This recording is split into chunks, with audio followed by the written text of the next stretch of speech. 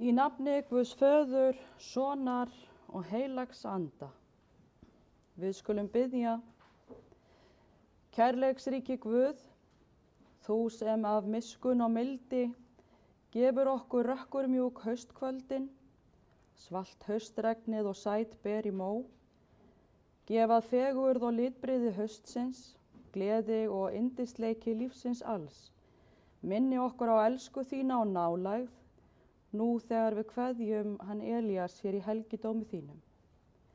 Blessa þú okkur þessa kveðju stund og gefa þau sem syrgja finni þann kærleik og huggun sem þú býður og gef þeim styrk fyrir samfélagi við þig og þinn blessaða son Jesú Krist. Við biðjum í hans nafni. Amen.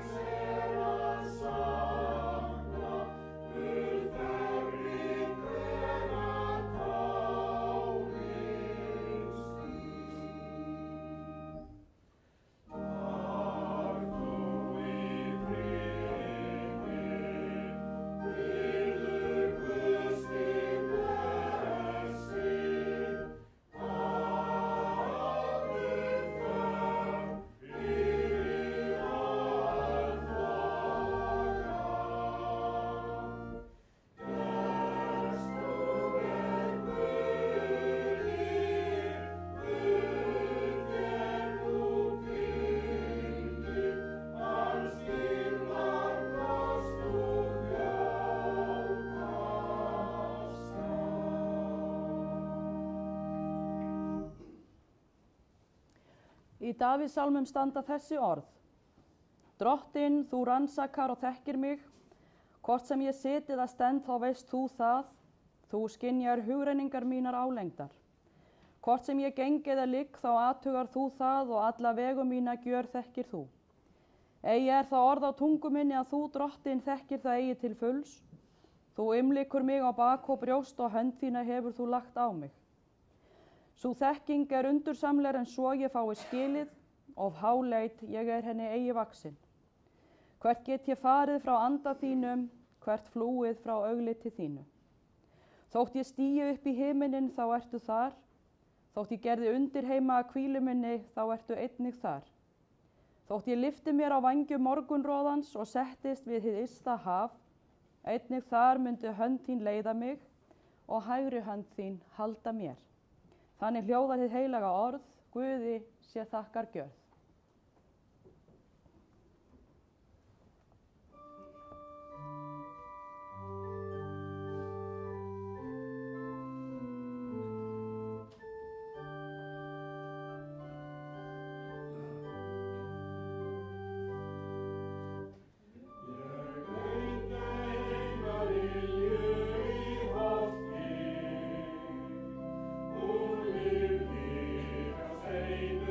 Amen.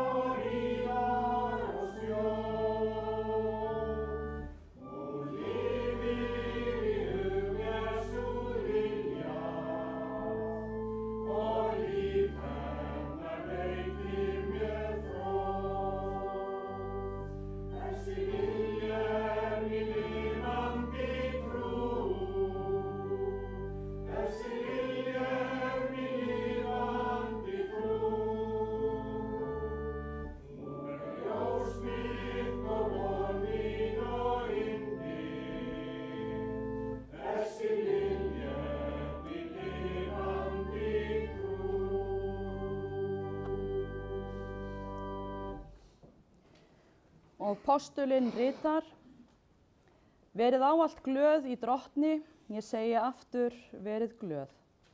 Ljúflyndi ykkar verði kunnugt öllum mönnum, drottin í nánd. Verið ekki hugsjúkum neitt, heldur gerið í öllum hlutum óskir ykkar kunnar Guði með bæn og beiðni og þakkargjörð. Og friður Guð sem æðri öllum skilningi mun varðveita hjörtu ykkar og hugsanir ykkar í Kristi Jesú. Að endingu systkin, allt sem satt, allt sem göfugt, rétt og hreint, allt sem elskuvert og gott afspurnar, hvað sem dygð og hvað sem lofsvert, hugfestið það. Þið skulu gera þetta sem þið hafið bæði lært og numið, heyrt og séð til mín, og Guð friðarins mun vera með ykkur. Þannig hljóðar hið heilaga orð, dýrð sé þér drottin.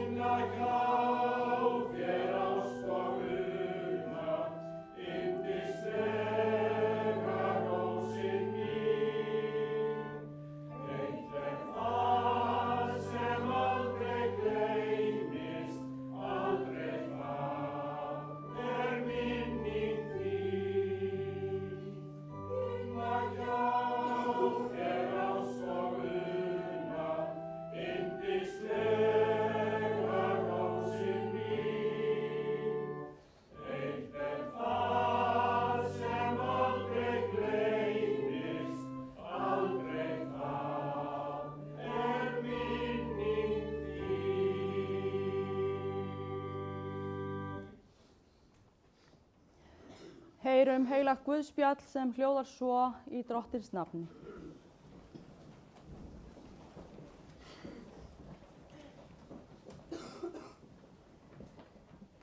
Marta sagði við Jesú: Herra, ef þú hefðir verið hér, væri bróðir minn ekki dáinn. En einnig nú veit ég að Guð mun gefa þér hvað sem þú biður hann um. Jesú segir við hana: Bróðir þinn mun upprísa. Marta segir: Ég veit að hann rís upp í upprisunni á efsta degi. Jesú mælti: Ég upprisan og lífið. Sá sem trúir á mig mun lifa þótt hann degi, og hver sem lifir og trúir á mig mun aldrei að eilífu deyja. Þannig hljóðar hið heilaga Guðspjall. Sælir eru þeir sem heyra Guðs orð og varðveita það.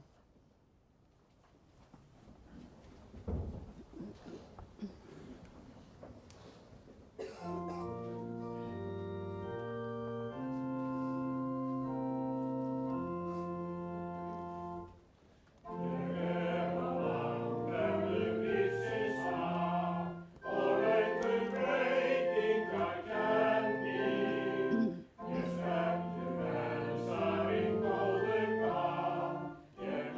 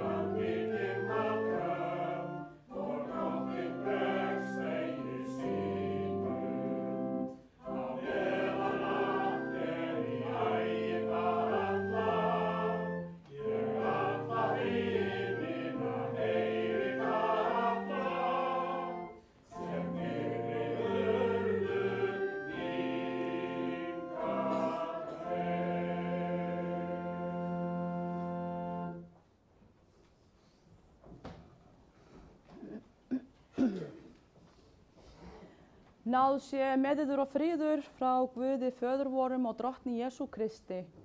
Amen. Já, blessun Guðs og friður sé með okkur öllum við komum hér saman í dag til að kveðja hann Elías hinstu kveðju. Hlýjan og góðan mann sem kom sér hvarvetna vel. Mann sem sáði ríkulega og gaf mikið af sér. Og því eru þakkarefnin mörg og minningarnar sömuleiðis margar og bjartar. Skáldið og heimspekingurinn frá Líbanon, Khalil Gibran, segir í bók sinni Spámaðurinn: þegar þú ert sorgmæddur, þá skoðaðu hug þinn og þú munt sjá að þú grætur vegna þess sem var gleði þín. Og þessi góðu orð eiga sannarlega vel við nú þegar við kveðjum hann Elías hér í dag.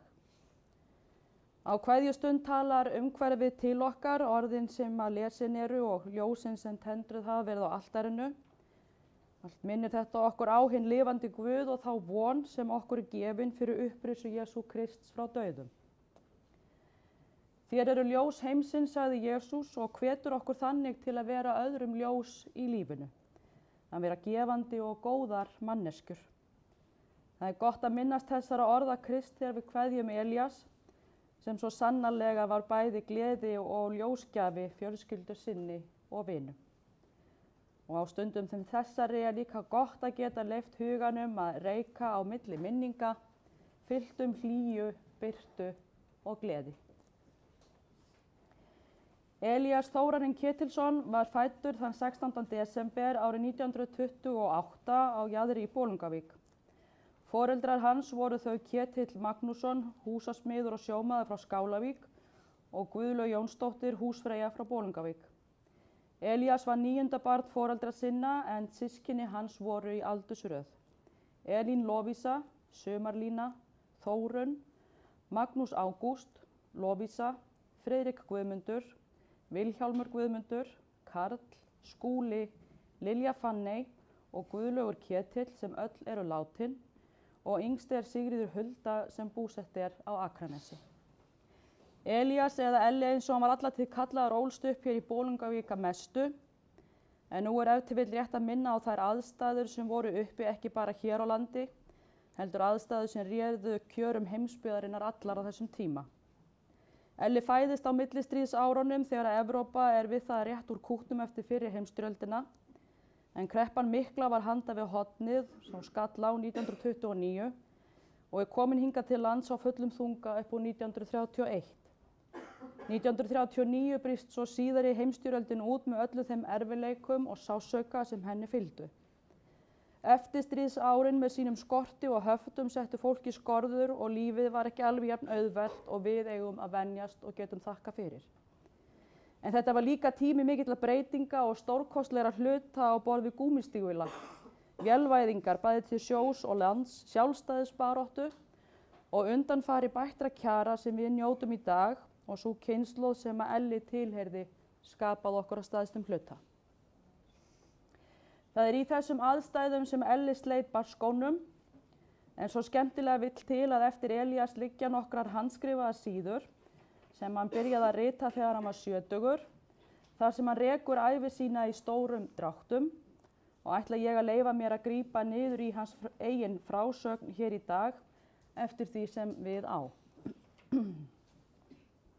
Jaðar var lítið kot framan við hól. Foreldrar mínu voru fátæk og eignuðust 13 börn.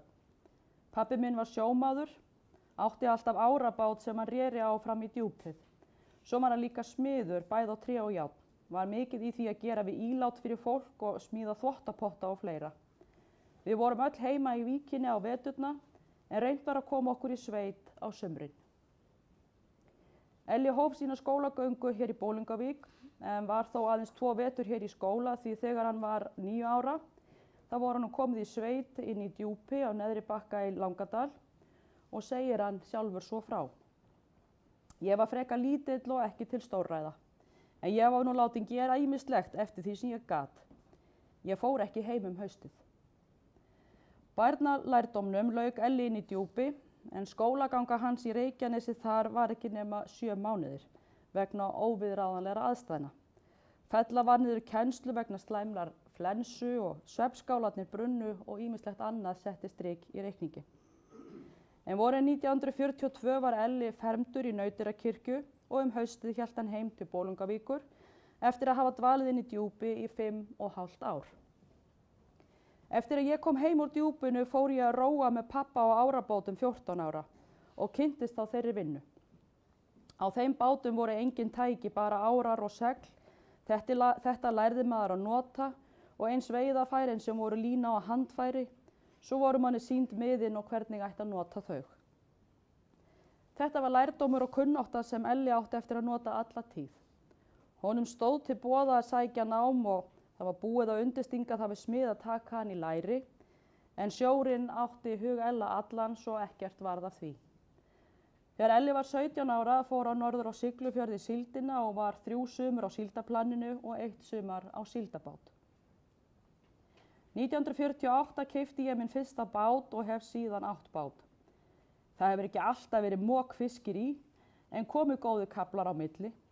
Á þeim árum var alltaf gert upp eftir mánuðin og setti ég mér það að láta það duga fram að næstu skiptum, þó stundum væri lítið ef veður var leiðinlegt.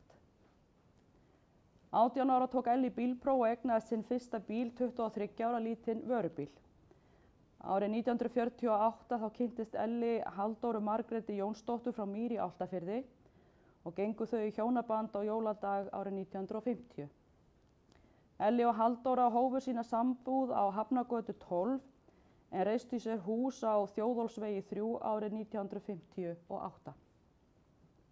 Elías og Halldóra eignuðust 8 börn sem eru í aldursröð. Jón sem búsettur í Reykjavík, hann á 1 son.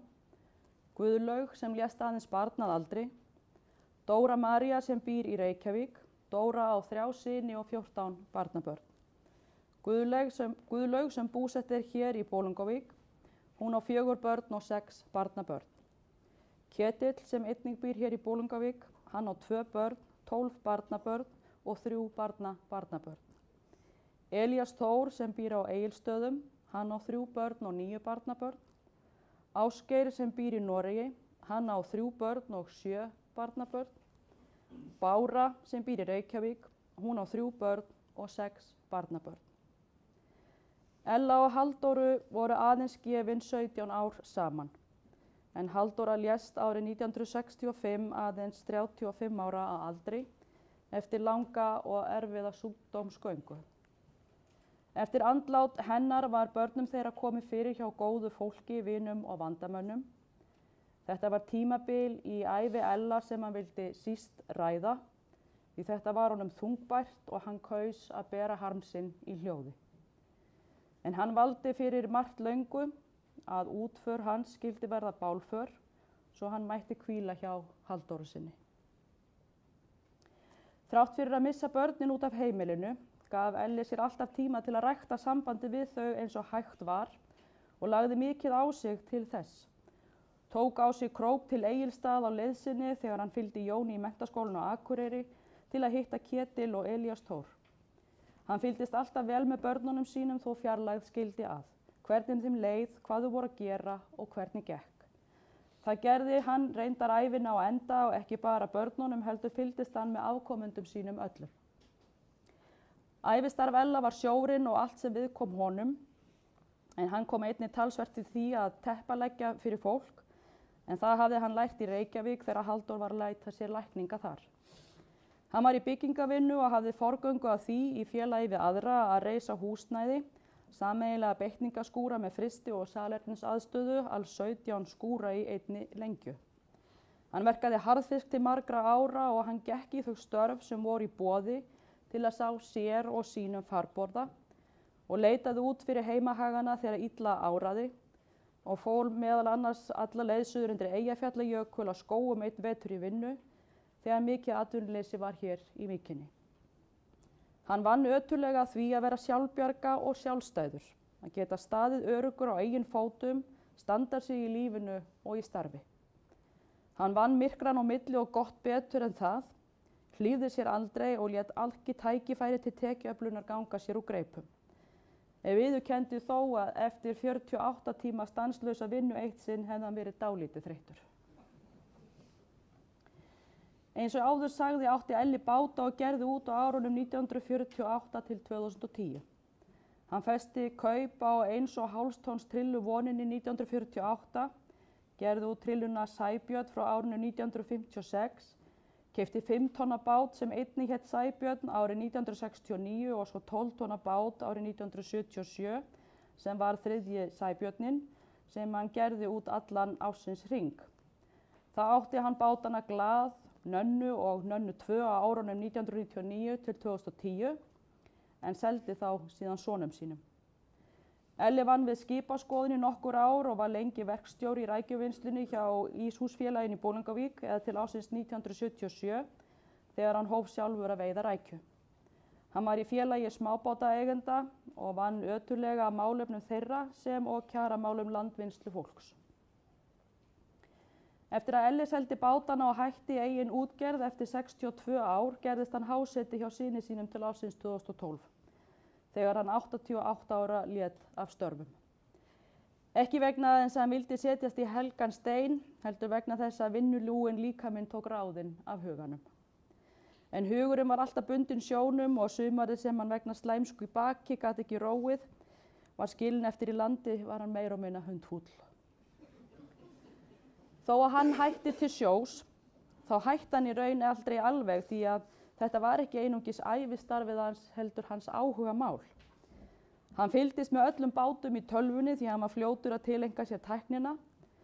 Þar sá hann nær þeir fóru út og hvar þeir reru, nær þeir komu til hafnar og fylgdist með hvað vigtaði upp úr bátunum. Já, hann varð sér út það hvernig stóð við löndun. Eftir að Elli keypti sér rafmagnsskutluna fór hann gjarnan á henni niður á höfn og það var nú betra fyrir þann sem var á lyftaranum að vara sig.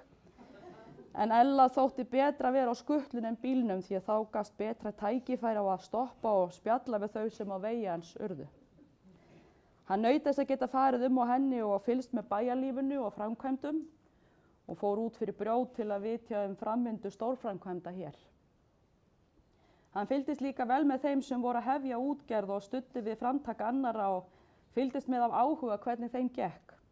Hann var bóngóður og greiðvikinn og vildi öllum vel og réði þeim sem til hans leituðu heilt og miðlaði af sinni eigin löngu og miklu reynslu ef eftir því var leitað. Hann var ráðagóður og gott að leita til hans þegar framundan voru stórar ákvarðanir því hann var líka góður hlustandi og íhugaði málin frá öllum mögulegum sjónarmiðum. Elli var mjög félagslyndur og samfélagslega þengjandi því hann horfði ekki aðeins til þess sem samfélagið bauð honum upp á, heldur horfði hann til þess hvernig eða á hvaða hátt hann gæti lagt sitt af mörkum til samfélagsins. Hann lét því sitt aldrei eftir liggja þegar kom að því að styðja við gott framtak annara á borð við raggagarð bæði fjárhagslega og með vinnu. Elli söng með kallakórnum Erni árabil. Auk þess tók hann oft lagið opinberlega með öðrum sjómönnum í Bolungarvík á sjómannadaginn. Hann var kjörinn í ferðanefnd félags eldri borgara í Bolungarvík og hóf þá að skemmta á ferðalögum félagsins með gamanmálum og söng. Og margir muna eftir töskunni góðu sem var full af söngbókum. Og svo má náttúrulega alls ekki gleyma molaboxinu sem var ómissandi í ferðum félags eldri borgara og ferðum Rauðakrossins. Undirtektirnar voru alltaf góðar og Elli hélt oft upp miklu fjör í rútunum og öðrum samkomum eldri borgara.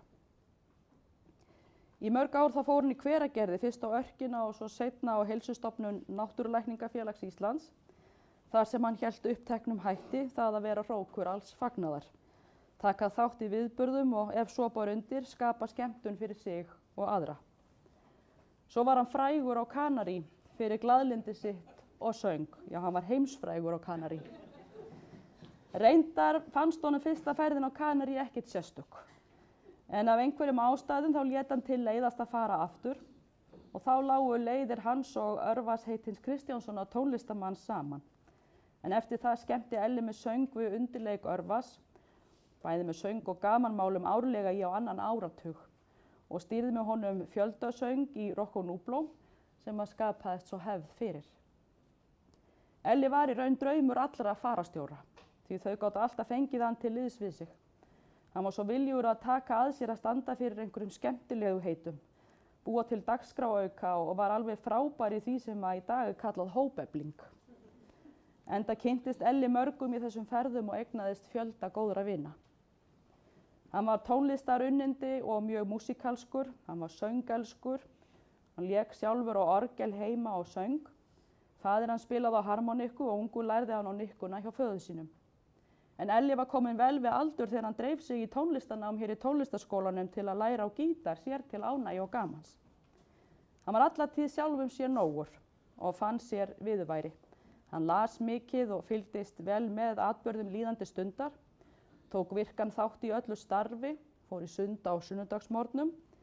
Það var eins og hann væri alltaf með dagskrá, hvort heldur sem var í ferðum eða þegar hann var hér heima eftir hann hætti að vinna.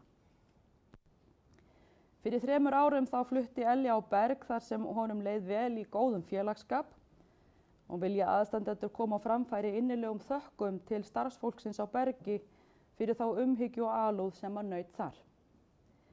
Elli hélt uppteknum hætti meðan að þrek leyfði að gera sér og öðrum dagamun á Bergi. Kom iðulega með velvalda geisladiska í kvöldkaffið og ef svo bar undir og fólk var í stuði þá var stiginn dans. Hann lét sig aldrei vanta í söngstundirnar hjá henni Guðrúnu Bjarnveigu og naut þess innilega að taka þátt og þótti þetta framtak hennar til fyrirmyndar og þótti sjálfsagt og vildi endilega fá að borga fyrir það. Elías var dugmikill og drífandi. Hann lét ekkert bíða til morgun sem hægt var að ljúka og gat verið nokkuð ítinn á verk annarra á sinn hátt, sem fólst aðalega í því að inna reglulega eftir framgangi verka og hvernig gengi, hvort verki væri ekki örugglega langt komið. Reyndar var hann svo drífandi að hann vildi helst hespa þessa útför af fyrir mánuði síðan, en þegar honum var góðlega bent á að hann þyrfti að vera í ákveðnu ástandi til þess að útför gæti farið fram, þá sættist hann á að bíða eftir sjálfum sér aðeins. En biðin varð ekki löng því að Elli lést 5. 7. september síðastliðinn. Já, það er margs að minnast og margt er vert að muna úr langri og góðri ævi Ella, sem ekki verður allt með orðum tjáð. Það er minningar harðduglegan ungan mann sem kappkostaði að sjá fjölskyldunni farborða, traustan og einlægan vin, mann sem ávallt var reiðubúinn til að rétta hjálparhönd, gæti hann orðið náunganum að liði. Faðir sem að þrátt fyrir erfiðar aðstæður lagði sig fram við að annast börnin sín eins og aðstæður leyfðu og vera þeim stuðningur og tenging hvort við annað. Afi sem fylgdist með afkomendum sínum af hógværu stolti og gleði yfir velgengni þeirra og hamingju. Afi sem að ritaði af svo augljósri velþóknun: það var með mér 12 ára sonarsonur minn í sumar. Hann var alltaf sjóveikur greyið, en lét sig hafa það og kom alltaf með í heilan mánuð. Strákar hafa gott af því að kynnast þeirri og annarri vinnu. En svo skemmtilega vill á sömu síðu lýsir hann því hvað hann átti sjálfur að glíma við sjóveikina. Já, eftir langa og góða ævi eru vörður minningarnar svo margar og því aðeins verið staldrað við örfáar hér í dag til að minnast þeirrar gleði sem hann var ykkur og já, þið honum. Já, skoðaðu hugðinn og þú munt sjá að þú grætur vegna þess sem var gleði þín. Dýrmætastar eru auðvitað minningar ykkar, kæru vinir, fjölskyldu hans og ástvina. Minningar alla hans ást og föðurelsku, umhyggju hans og hugulsemi sem hann veitti ykkur svo ríkulega af og var hans stóra gjöf til ykkar í lífinu. Við kveðjum Elías hér í dag með þakklæti fyrir líf hans og í trú á Krist og orð hans: ég lifi og þér munur lifa. Við felum hann góðum Guði þar til við mætumst á ný í eilífu ríki hans. Já, Guð blessi þann ríkulega fjársjóð ykkar af minningum sem að þið eigið og Guð blessi minningu Elíasar Þórarins Ketilssonar frá Jaðri í Bolungavík. Ég flyt ykkur kveðjur frá fjarstöddum ættingjum og vinum. Systkinin frá Hóli 3 senda ykkur innilegar kveðjur. Guðjón Helgason og fjölskylda gátu því miður ekki verið hér í dag, en hugur þeirra dvelur með ykkur og þau senda ykkur innilega kveðjur og minnast afa með hlýhug og þakklæti. Systkinin frá Kirkjubóli við Dýrafjörð og fjölskyldur þeirra senda ykkur innilega samúðar kveðjur og minnast Ella með þakklæti fyrir hlýju hans og velvild í garð Knútar Bjarnasonar frá Kirkjubóli. Kristín Tryggvadóttir, fararstjóri á Gran Canarí, sendir ykkur fjölskyldunni og vinum Ella samúðar kveðju og minnist Ella með þakklæti fyrir góðar stundir og góða vináttu. Ármann, Sandra og börn senda ykkur öllum hlýjar kveðjur. Elsku fjölskylda, við sendum innilegar samúðar kveðjur. Kær kveðja, Lilla, Erna, Rabbi, Birkir, Katla og fjölskyldur. Svo kveðja svohljóðandi: Hjartkæri aðstóðar skemmtana stjórinn minn í sólarlöndum. Fæ aldrei fullþakkað alla þína hjálpsemi og elsku við mig og alla aðra sem á þurft að halda. Ég veit að allir sem þú réttir hjálparhönd í lífinu munu taka þér opnum örmum á nýjum slóðum. Þar mun verða biðröð. Einlægar kveðjur, Ásdís Árnadóttir á Akureyri.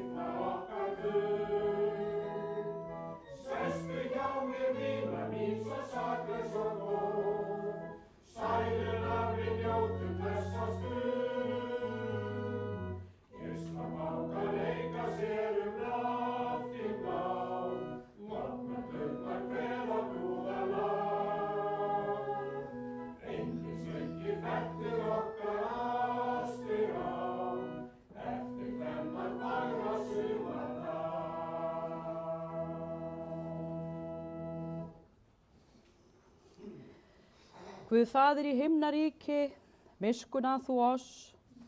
Guð Sonur og lausnari heimsins, miskunna þú oss. Drottinn Guð, heilagi andi, miskunna þú oss. Nú lætur þú drottinn þjón þinn í friði fara eins og þú hefur heitið mér. Því að augu mín hafa séð hjálpræði þitt sem þú hefur fyrirbúið í augsýn allra líða, ljós til opinberunar heiðingum og til vaxandar líð þínum. Við þökkum þér algóði Guð og eilífi Faðir að við megum koma fram fyrir þig á stundum gleði og hamingju en líka leita til þín eftir huggun þegar sorgin knýr dyra. Heyr þú bænir okkar nú þegar við felum þér hann Elías Þórarinn sem þú hefur kallað til hvíldar hjá þér. Við þökkum þér þá góðu gjöf að hafa verið hluti af lífi hans og hann okkar. Blessa þú minningarnar drottin sem að þessi kveðjustund helguð og gefa þær verði okkur uppspretta gleði og huggunar ókomna tíð. Já, styrk þau sem hér kveðja og hugga, ver okkur öllum náðugur og miskunnsamur í lífi og dauða og varðveittu okkur í trúnni á þig, svo að við megum ásamt þeim sem þú hefur þegar kallað til þín, lofa þig og vegsama að eilífu. Amen. Allar bænir okkar felum við í þeirri bæn sem að Drottinn hefur kennt okkur og biðjum saman. Faðir vor, þú sem ert á himnum, helgist þitt nafn, tilkomi þitt ríki, verði þinn vilji svo á jörðu sem á himni. Gef oss í dag vort daglegt brauð og fyrirgef oss vorar skuldir, svo sem vér og fyrirgefum vorum skuldum-nautum. Eigi leið þú oss í freistni, heldur frelsa oss frá illu, því að þitt er ríkið, mátturinn og dýrðin að eilífu. Amen.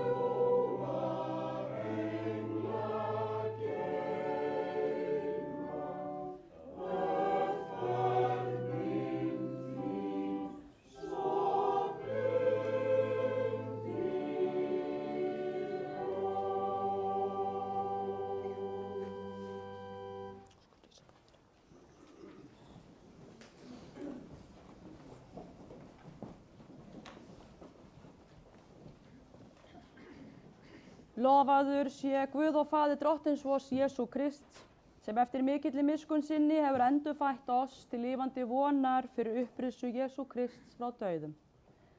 Jesús sagði, ég er upprissan og lífið, sá sem trúir á mig mun lifa þótt hann deyi.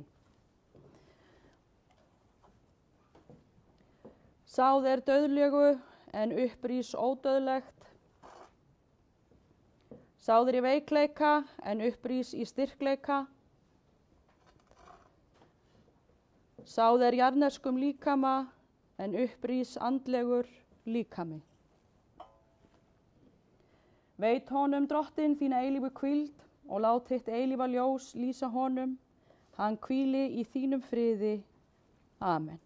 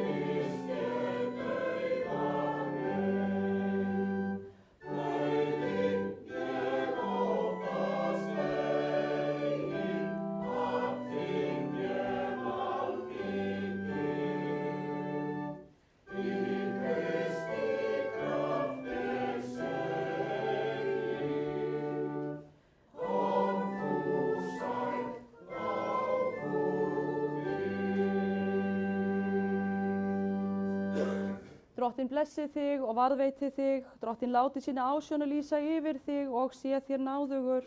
Drottinn upplyfti sínu augliti yfir þig og gefi þér frið í nafni Guðs föður, sonar og heilags anda. Guði séu þakkir sem gefur oss sigurinn fyrir Drottinn vorn Jesú Krist. Amen.